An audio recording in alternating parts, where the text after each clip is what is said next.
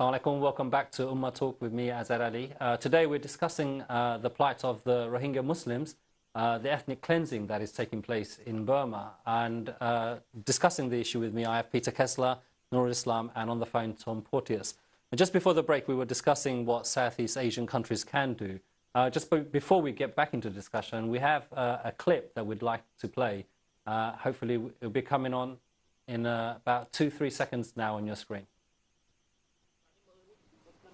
In a small room in the southern Thai province of Ranong sit dozens of Rohingya Muslims who've risked life and limb to get here. All of them have travelled here on small boats seeking refuge from religious persecution in their native Myanmar. The few that arrive safely are often treated like criminals, locked up and deported back to their home countries, where they say they could be killed. Today, the Thai authorities said they'd continue deporting them and have refused calls from human rights groups to open up a camp for the migrants.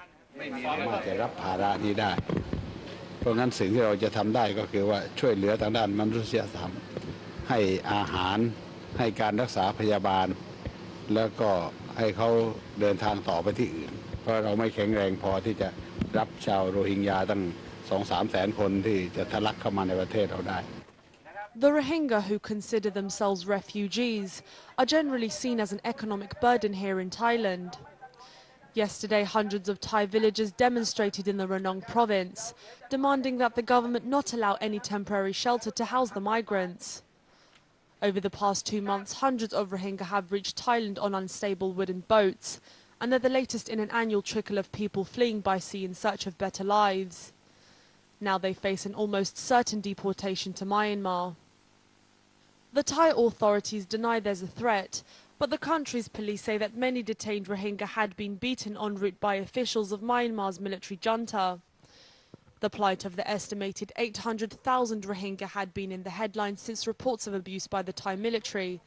And only last month, the Thai army admitted to towing hundreds far out to sea before abandoning them. The Rohingyas often travel to surrounding countries like Bangladesh, Malaysia and Thailand. Yesterday, Indonesian authorities rescued another 108 Rohingyas after finding them adrift on a wooden boat off the Aceh coast. Those survivors were said to have been adrift for the past 21 days, during which time 22 members had died. Indonesia said it's investigating the case, but so far Jakarta also considers them economic migrants who would be deported back to Myanmar under Indonesian law, where they say they'll return back to abuse and harassment at the hands of its Buddhist military rulers. Horail Haddad, Islam Channel News.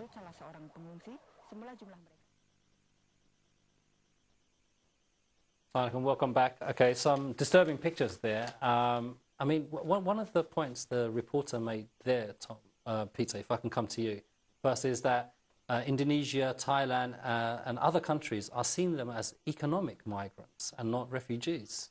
Is that right?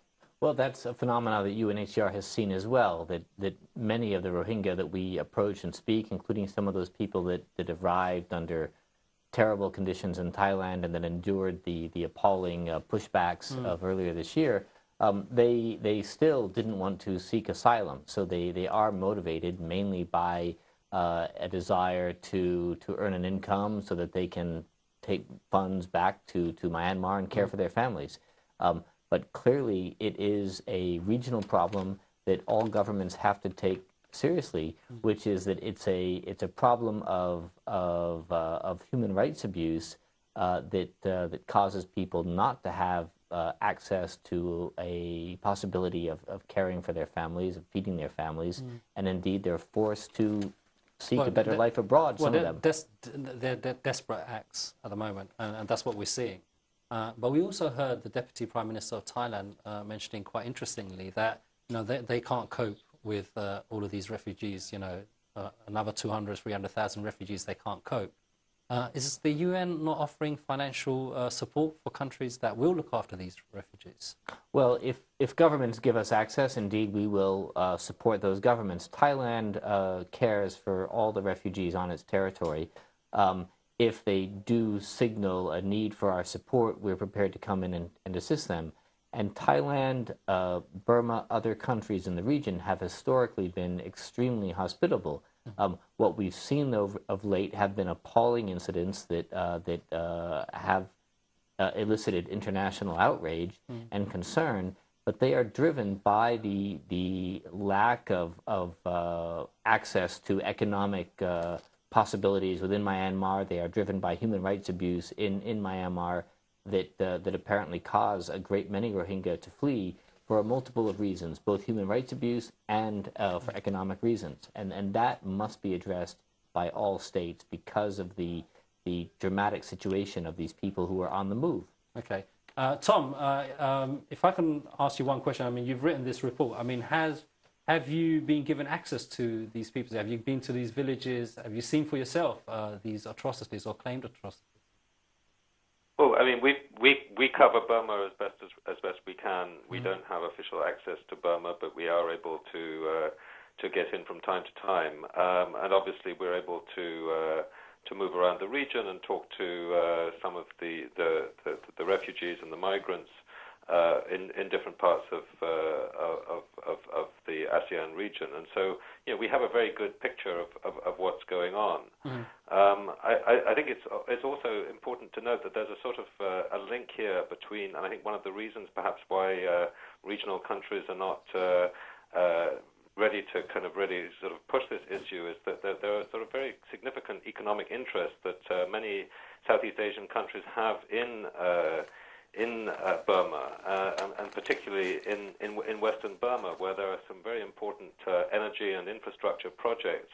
This has led to a massive build-up of the presence of the Burmese army in the region, and of course the Burmese army lives off its local population, stealing food, appropriating land, and so forth. So that just simply adds to the human rights abuses, but it also adds to the problem that ASEAN countries who also have economic interests in this region are not ready to take a principled stand with regard to either to the problem of the Rohingya people or to the more general problem of human rights abuses in Burma. Okay, I mean, Nurul Islam, I mean, we're hearing that the Asian countries, they need to take more part in it. They need to. I mean, your organisation. I mean, how are you addressing this issue? I mean, what kind of things are you involved in? Yeah,